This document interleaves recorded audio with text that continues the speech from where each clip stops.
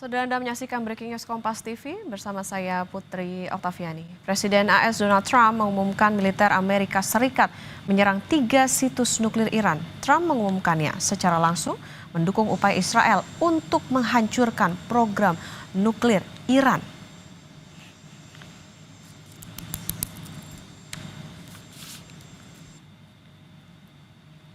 Trump mengatakan serangan yang sangat berhasil terhadap 3 situs nuklir di Iran telah dilakukan. Sebelum mengumumkan langsung, Trump menyatakan serangan Amerika ke Iran dalam postingan di akun media sosial X. Selain menyatakan serangannya terhadap Iran, Trump juga menambahkan pesawat militer yang telah menyerang Iran dalam perjalanan pulang dengan selamat. Trump juga mengucapkan selamat kepada prajurit Amerika yang hebat. Tindakan itu, saudara, dilakukan setelah Israel dan Iran terlibat pertempuran udara selama lebih dari seminggu yang mengakibatkan kematian dan cedera di kedua negara. Israel melancarkan serangan terhadap Iran dengan mengatakan bahwa mereka ingin menghilangkan kemungkinan Teheran mengembangkan senjata nuklir. Iran berpendapat bahwa program nuklirnya untuk tujuan damai.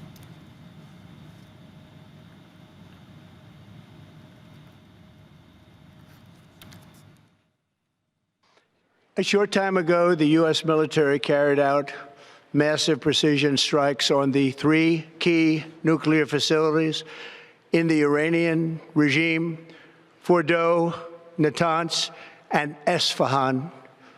Everybody heard those names for years as they built this horribly destructive enterprise. Our objective was the destruction of Iran's nuclear enrichment capacity and a stop to the nuclear threat posed by the world's #1 state sponsor of terror. Tonight, I can report to the world that the strikes were a spectacular military success. Iran's key nuclear enrichment facilities have been completely and totally obliterated. Pasukan militer Amerika Serikat telah menyerang 3 situs nuklir Iran Sabtu malam, saudara. Presiden Amerika Serikat Donald Trump bilang serangan ini bertujuan untuk menghentikan perang yang terjadi antara Iran dengan Israel. Kita ulas dampak serangan Amerika Serikat ke Iran bersama pengamat hubungan internasional dari Universitas Padjadjaran, Tengku Reza Shah, melalui sambungan daring. Selamat pagi, Pak Tengku. Selamat pagi, salam dari Unpad di Bandung. Oke, Pak Tengku, sebetulnya kalau dilihat dari serangan Amerika Serikat ini, apa sih Pak dampaknya meskipun Trump bilang ini tujuannya untuk perdamaian begitu? Apakah memang dengan cara seperti ini bisa ditempuh untuk itu tadi menciptakan perdamaian antara Iran dengan Israel? Ini tipe Amerika Serikat ya, sama dengan Israel, menyerang lebih dahulu, preemptive strike. Walaupun data-data dari International Atomic Energy Agency itu tidak sepenuhnya mengatakan begitu, karena di dalam data dari International Atomic Energy Agency dari Mr. Rafael Grossi, itu adalah the head of the UN Nuclear Watchdog, itu mengatakan Iran itu belum sampai pada kemampuan itu. Jadi dikatakan kalaupun ada ledakan atas instalasi di Fordow, Natanz, dan Isfahan, itu radiasinya terbatas. Jadi kalau begitu halnya, Amerika Serikat mengulangi kembali sejarahnya dalam HI, namanya ini gunboat policy begitu. Serang dulu, urusannya kemudian. Ini sudah dia lakukan terhadap Irak, terhadap Afghanistan, terhadap Suriah dengan pretext atau dengan alasan WTC itu kena bom. Kemudian juga hal yang sama juga sudah dilakukan di masa lalu tahun 1981 oleh Israel atas instalasi yang ada di Irak dengan nama Osirak. Itu sama ceritanya. Tidak terbukti di situ ada instalasi nuklir untuk tujuan perang, tapi dihajar duluan oleh kedua negara tersebut. Dan hari ini tentunya Amerika Serikat siap-siap menerima kritik dari dunia, karena sudah akan terbukti bahwa kalau dilihat dari radiasi dan dilihat dari arah angin, kemungkinan besar ini tidak menimbulkan bahaya bagi lingkungan sekitar. Sekarang ini dunia sedang waspada, karena kalau saya perhatikan berita dari Google, jam 9 pagi ini itu masih ada 12 juta berita dan jam 9.30 sudah menjadi 13.300.000 dan sekarang jam 9.55 sudah 14 juta berita. 14 juta berita ini akan mencengangkan dunia, membuat Amerika Serikat akan sangat takut dan akan membuat dunia berpikir-pikir siapa selanjutnya akan menjadi korban dari Amerika Serikat ini, karena Amerika Serikat terbiasa melakukan gunboat policy, yakni serang dulu kemudian pertanggungjawaban kemudian. Ini persis hal-hal ini sudah diantisipasi oleh Euronews pagi ini yang dalam headline-nya mengatakan Tehran Army says war starts right now after Trump declares US struck Iran nuclear sites. Jadi sekaranglah saatnya di mana Iran akan benar-benar melakukan jawaban atas serangan Amerika Serikat ini. Dan kemungkinan besar sasarannya adalah basis-basis militer Amerika Serikat yang ada di Timur Tengah. Jadi kita siap-siap melihat suatu potensi perang dunia ketiga, di mana ada basis-basis Amerika Serikat di Syria, di Irak, di Yordan, kemudian di Kuwait, di Bahrain, di Qatar, Uni Arab Emirat, dan di Saudi Arabia. Mungkin di Saudi Arabia mengatakan tidak ada, tapi kemungkinan besar yang ada di sana ada listening post. Jadi suatu pos komunikasi yang mengatur sirkulasi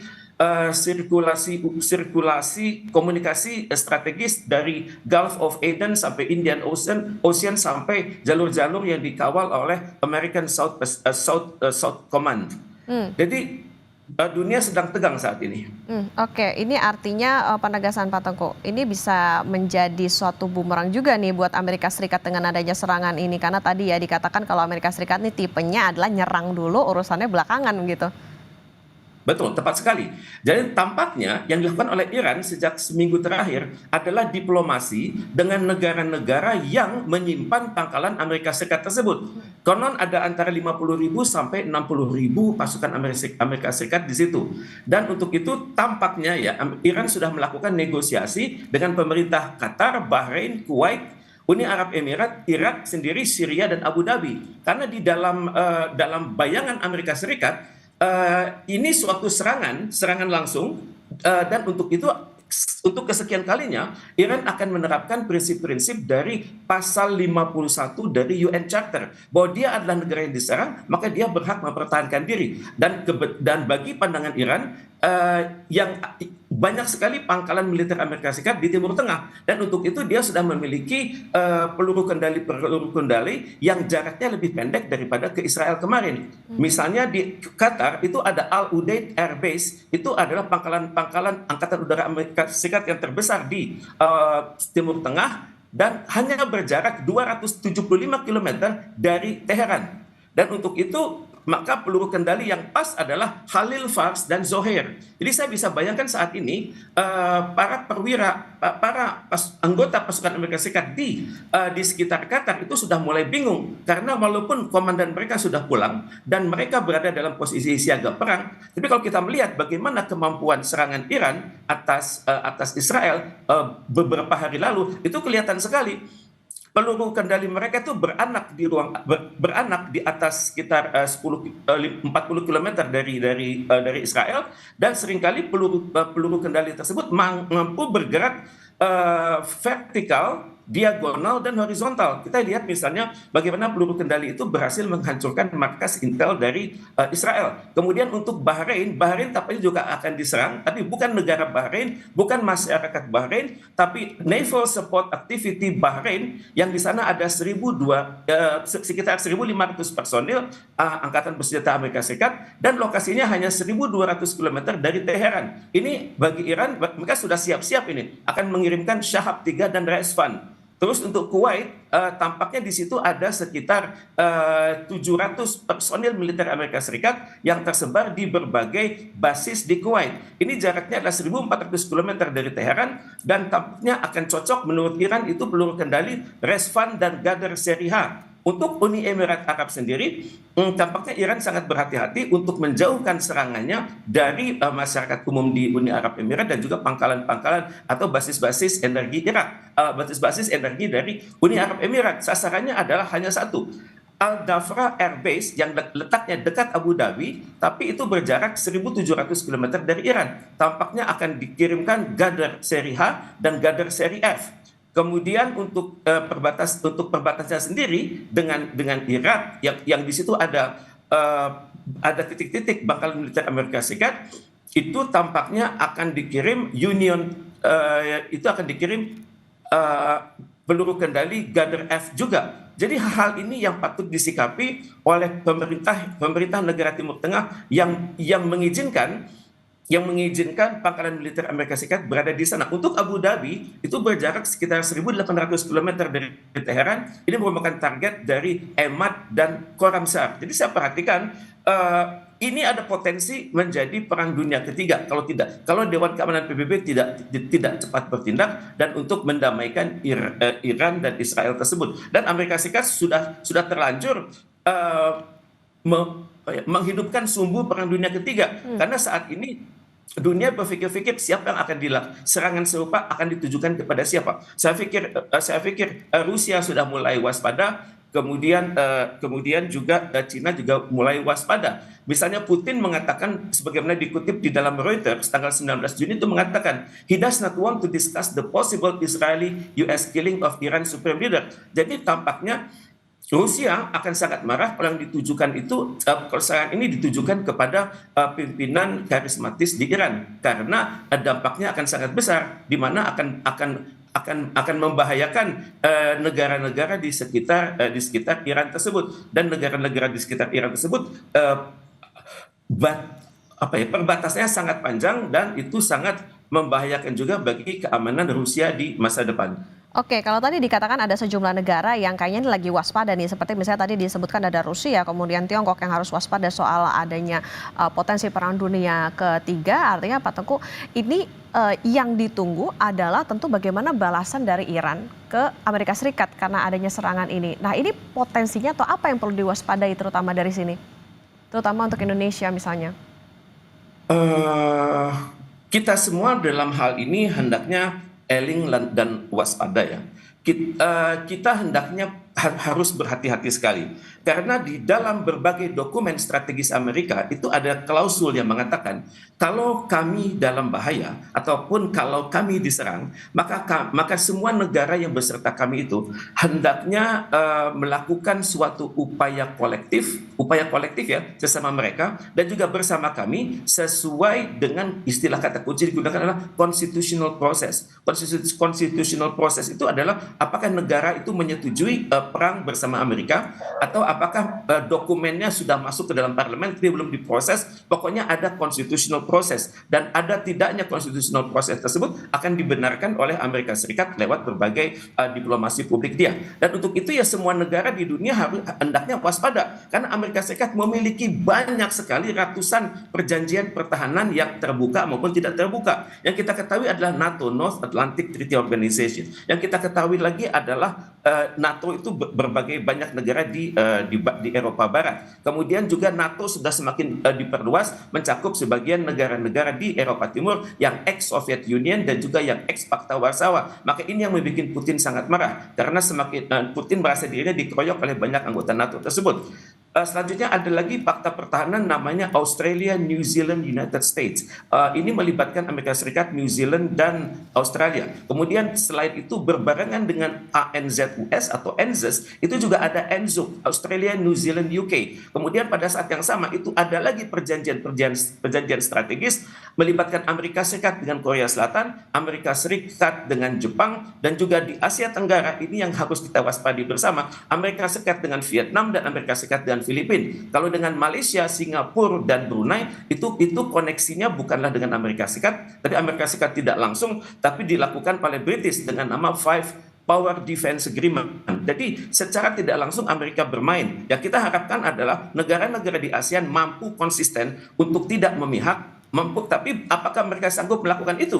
Karena sebagian negara yang terlibat dalam konflik di Laut Cina Selatan memiliki ketergantungan psikologis kepada Amerika Serikat. Jadi untuk itu saya sangat berharap dalam beberapa hari ke depan atau beberapa jam ke depan, selain kita mengirimkan delegasi ke Turki untuk suatu dialog KTT luar biasa organisasi konferensi Islam, kita hendaknya juga memikirkan suatu KTT luar biasa ASEAN untuk membahas hal ini karena kalau terjadi sesuatu di mana saudara-saudari kita di ASEAN terutama sekali Vietnam, Filipina, Malaysia, Singapura, kemudian juga Brunei itu secara tidak langsung akan dibujuk oleh Amerika Serikat untuk melonggarkan konsistensi mereka dengan ASEAN Charter. Di ASEAN Charter itu ada klausul-klausul yang membuat roadmap dari ASEAN Political Security Blueprint dan ASEAN Economic Blueprint. Dan di situ kita pahami juga masih ada pangkalan militer Amerika Serikat di Thailand dengan nama Utapao. Jadi untuk ini saya pikir hanya Indonesia yang hendaknya mengambil inisiatif dengan bersikap tegas. Semua kita ASEAN hendaknya konsisten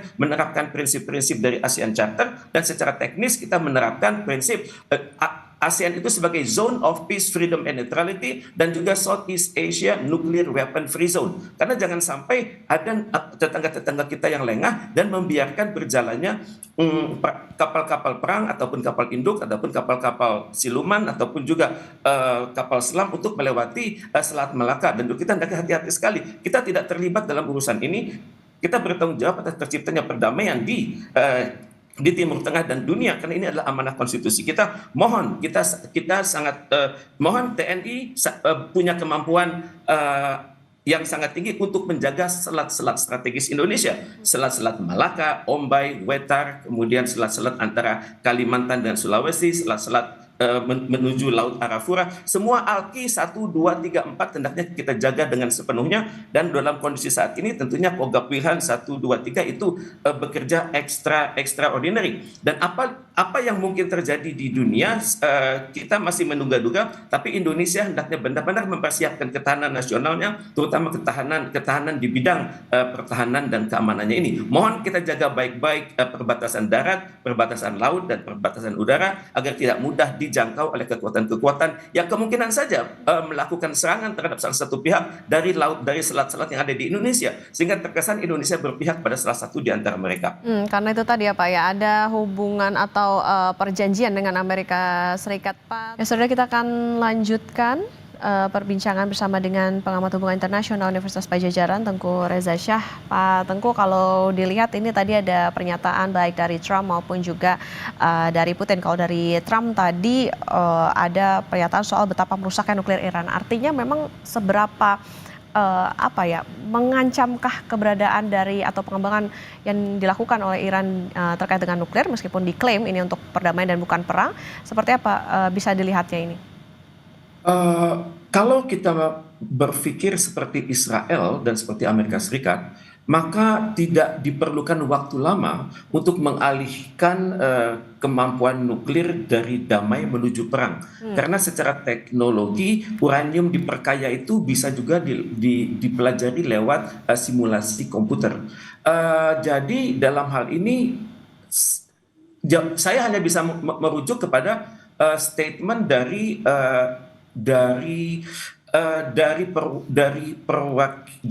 pimpinan dari IAEA. Mereka mengatakan bahwa nuklir Iran itu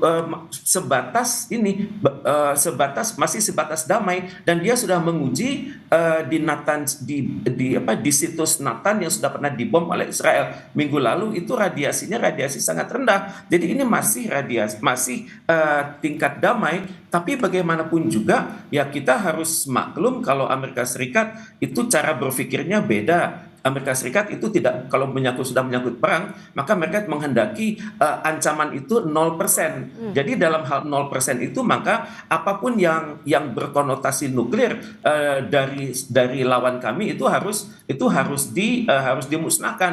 Jadi ini yang membuat Amerika Serikat mempersiapkan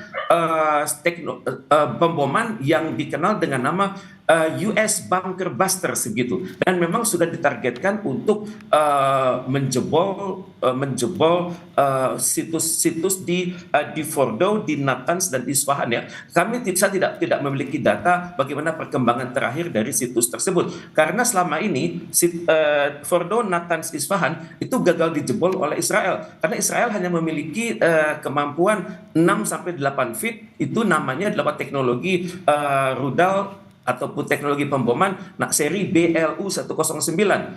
Itu terbukti bisa meniadakan tokoh-tokoh Hamas ya. Tapi Israel dalam 6 bulan terakhir sudah berangkat ke teknologi yang lebih tinggi, yakni GBU-28, itu bisa menjebol antara 16 sampai 20 feet.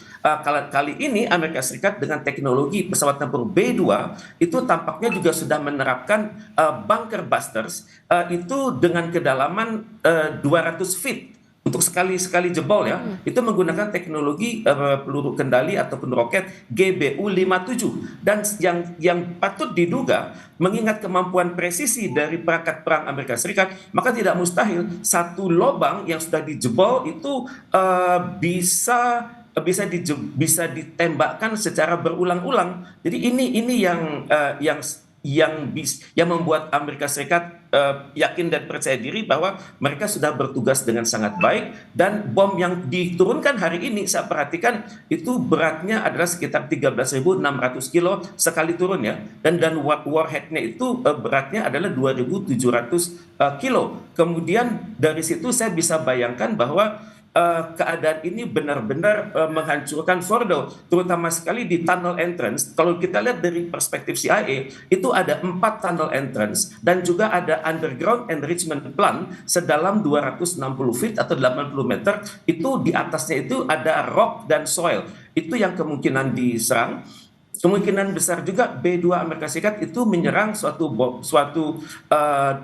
area yang namanya support building likely containing ini HVAC, heating, ventilation and air conditioning equipment. Mungkin itu juga diserang, tapi saya tidak tahu persis bagaimana perkembangan terkini Tapi yang selama ini yang Israel itu sukses serang adalah instalasi nuklir di Natanz, tapi masih terfokus pada electrical damage, hanya berdampak pada elektrik, kemudian membom juga daerah power supply, kemudian membom juga gas turbine generator, kemudian membom juga underground enrichment program. Tapi kita tidak tahu persis apakah yang sudah dilakukan oleh Israel selama ini berhasil menurunkan kapasitas nuklir Iran. Ini yang kita tidak ketahui. Oke, nah ini Pak Teguh dan juga pemirsa Kompas TV, ini merupakan visual yang Anda saksikan. Ini adalah baru saja dirilis foto-foto dari bagaimana situs nuklir Iran yang sebelumnya diklaim telah diserang begitu oleh Amerika Serikat. Pak Teguh, kita lanjutkan kembali tadi kalau pernyataan dari Trump begitu, dan tidak hanya Amerika Serikat tapi juga Rusia. Presiden Rusia Vladimir Putin juga ini kan kayaknya ikut andil nih untuk melakukan proposal damai atau meminta bahwa perang antara Iran dan Israel ini segera dihentikan. Seberapa jauh begitu maksudnya hasil ataupun juga pengaruh dari adanya permintaan ataupun juga proposal damai yang diberikan oleh Rusia begitu untuk bisa memengaruhi hubungan antara Iran dan Israel saat ini? Terima kasih. Dunia tahu Putin itu adalah Putin yang tidak neko-neko seperti Trump. Putin adalah pemimpin yang menyimpan ide itu di dalam benak dia, dan dia punya pengalaman panjang di Komite Gosudarstvennoy Bezopevnosti atau itu KGB atau CIA-nya Rusia. Jadi Putin ini mampu berpikir secara militer, mampu berpikir secara sipil, dan memahami integrasi masalah-masalah ekonomi, memahami masalah-masalah geopolitik, geoekonomi, geostrategi, dan geososial budaya. Statement ini dibuat oleh pimpinan IMF karena pernah diminta oleh BBC menjelaskan apa yang Anda ketahui tentang Putin. Kemudian pada saat ditanya apakah kriteria yang Anda sampaikan tersebut cocok untuk Donald Trump, dan pimpinan IMF tersebut tersipu-sipu dan tidak menjawab. Jadi ini Putin adalah figur yang sangat ditakuti dan sangat disegani. Saya tidak tahu bagaimana kontribusi Rusia atas perkembangan nuklir Iran, saya tidak tahu. Tapi yang patut kita kenali adalah Iran memiliki kemampuan intelijensia yang luar biasa. Bangsa Persia adalah bangsa yang sudah bertahan ribuan tahun dan hingga saat ini, dan mereka adalah bangsa yang cepat belajar. Dan yang ditakutkan oleh Rusia adalah kalau rezim di Iran dipimpin oleh Ali Khamenei ini sampai jatuh, karena Iran ini berbatasan dengan banyak negara sekaligus dan negara-negara tersebut memiliki hubungan yang sangat baik dengan Rusia. Jadi ada potensi dalam bayangan Rusia kalau Iran sampai kalah dan penduduknya nanti berhamburan keluar Iran, itu akan menciptakan krisis baru di kawasan Timur Tengah. Karena Iran ini peringkat ke-17 di dunia itu baik dari segi luas geografis maupun jumlah manusia. Jumlah manusia itu saat tahun 2023 jumlahnya adalah 90,61 juta dan saat ini sudah menjadi 92,5 juta dan Human Development Index-nya cukup tinggi. Dan kalau terjadi sesuatu atas Iran, dikhawatirkan itu akan menggoyang negara-negara yang berbatasan dengan Iran. Misalnya di sebelah barat Iran itu adalah Irak. Kemudian di sebelah barat laut itu adalah Turki, Azerbaijan, dan Armenia. Di sebelah utara itu adalah Laut Kaspia. Di sebelah timur laut itu adalah Turkmenistan. Di sebelah timur Afghanistan. Di sebelah tenggara adalah Pakistan. Kemudian di sebelah selatan dari Iran adalah Teluk Oman dan Teluk Persia. Jadi Rusia cukup khawatir kalau kejadian ini menciptakan instabilitas di Iran. Tapi diharapkan walaupun untuk sementara waktu Iran akan mundur kemampuan nuklirnya, tapi kita tidak tahu persis bagaimana kemampuan peluru kendalinya. Karena di wilayah yang sangat luas tersebut bisa saja tertanam situs-situs peluru kendali yang kalau hari ini pers Iran mengatakan, pemerintah angkatan bersenjata Iran mengatakan perang baru saja dimulai. Ini kalau kita merunut kepada statement dari media Euronews, itu mengatakan perang baru saja dimulai. Misalnya dalam Euronews pagi ini mengatakan dalam suatu breaking news, Tehran Army says war starts right now after Trump declares US struck Iran nuclear sites. Jadi mungkin kalau kita melihat penjelasan ya dari dubes-dubes Iran yang di seluruh dunia sampai hari Jumat kemarin, mereka itu masih mengatakan Iran itu belum mengeluarkan teknologi tercanggihnya di bidang peluru kendali. Jadi kalau kita beberapa hari ini melihat dahsyatnya peluru kendali Iran, maka itu masih teknologi yang tahun 2000-an awal, belum teknologi tahun 2015-an. Dan untuk itu saya perhatikan instruktur Iran, kemudian operator militer Iran itu sangat berkomitmen tinggi untuk mensukseskan perang melawan Israel ini. Mungkin mereka dikalahkan oleh Amerika Serikat karena Amerika Serikat ada adik kuasa. Iran bukan lawan Amerika Serikat, tapi mereka berhasil menang di dalam perang mereka melawan Israel, di mana Israel ini sudah luluh lantak. Jadi untuk itu bisa dikatakan Iran kalah dalam pertempuran tapi menang dalam perang kali ini. Oke, Pak Teguh, ini kan kalau dilihat kayaknya Amerika Serikat juga Rusia ambil maksudnya angkat bicara nih soal dan juga ada aksinya gitu di antara pertempuran antara Iran dan juga Israel. Apakah bisa dibilang ini jadi solusi diplomatik begitu? Apakah hanya Eropa dan juga Amerika Serikat yang bisa menyelesaikan ini? Dalam kondisi seperti ini, banyak negara yang ingin berperan serta ya. Misalnya Amerika Serikat mengatakan Iran hanya bisa berunding dengan saya karena saya yang adalah penentu akhir. Kemudian negara-negara Uni Eropa juga mengatakan Iran bisa berunding dengan saya. Seperti baru-baru ini ada perundingan yang gagal itu karena prakondisinya sangat menyinggung hati Iran.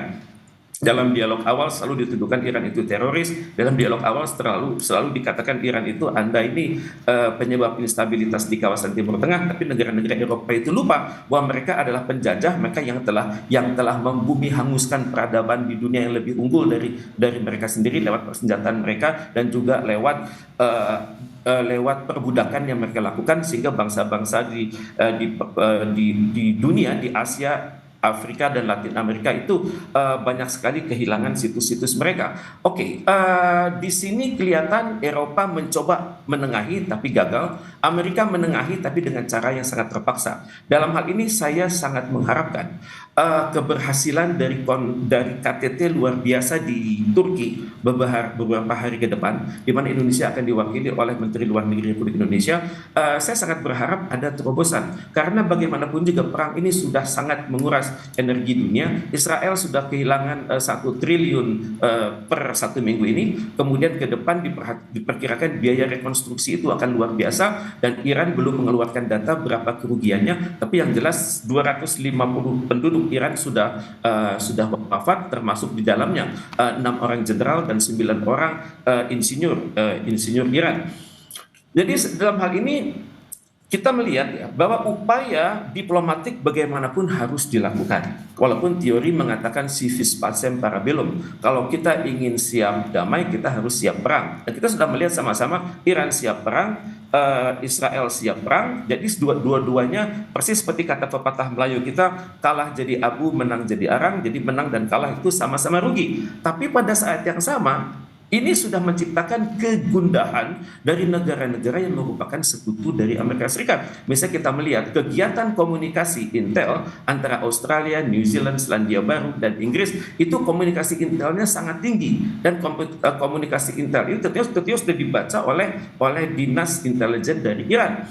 Nah, untuk itu kita bisa mewaspadai juga, misalnya dari beberapa pangkalan militer di Australia seperti di Darwin itu dan di banyak fort di Australia itu sudah terjadi pengiriman tentara ke Timur Tengah. Walaupun pihak Australia mengatakan yang kami kirim ini adalah untuk tujuan bukan perang. Tapi kan dalam kondisi sekarang sangat sulit membedakan prajurit itu akan terlibat dalam combatant activities atau non-combatant activities. Jadi ini secara tidak langsung juga sudah mulai mempengaruhi suasana berpikir kalangan intel, kalangan pemikir-pemikir strategis di para sekutu Amerika Serikat dan juga rakyat mereka begitu.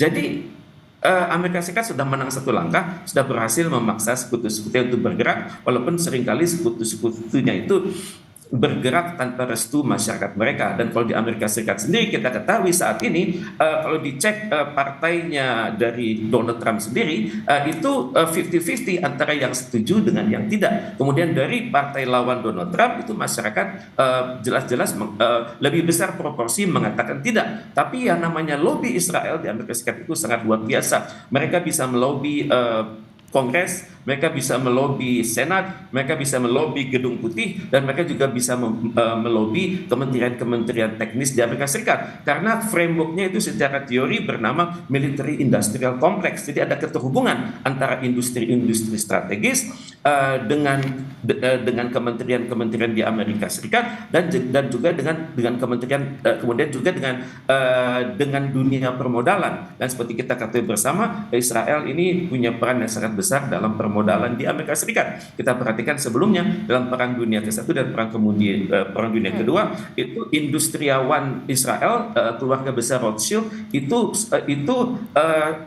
mempersenjatai pihak-pihak yang berperang. Nanti ujungnya adalah siapa yang menang akan berhutang kepada keluarga Rothschild tersebut. Oke, ini tentu yang tadi menjadi catatan adalah bagaimana upaya diplomatik ini tentu harus dilakukan. Jadi tidak hanya bagaimana saling serang maupun juga hanya permintaan-permintaan soal damai antara Iran dan juga Israel. Tentu ini nanti kita nantikan bersama seperti apa, bagaimana langkah yang akan diambil oleh Iran, terutama kita nantikan setelah adanya serangan dari Amerika Serikat. Itu harus diwaspadai juga oleh Amerika Serikat karena tadi ada beberapa pangkalan militer di beberapa negara, dan juga tadi terkait dengan Rusia ini juga harus diwaspadai karena ada beberapa negara yang memang berbatasan dengan Iran. Ini tentu ada hubungan diplomatik maupun juga ada hubungan secara ekonomi begitu dengan Rusia. Terima kasih pengamat hubungan internasional Universitas Padjadjaran Pak Tengku Reza Shah sudah bersama di Breaking News Kompas TV. Sehat selalu Pak Tengku.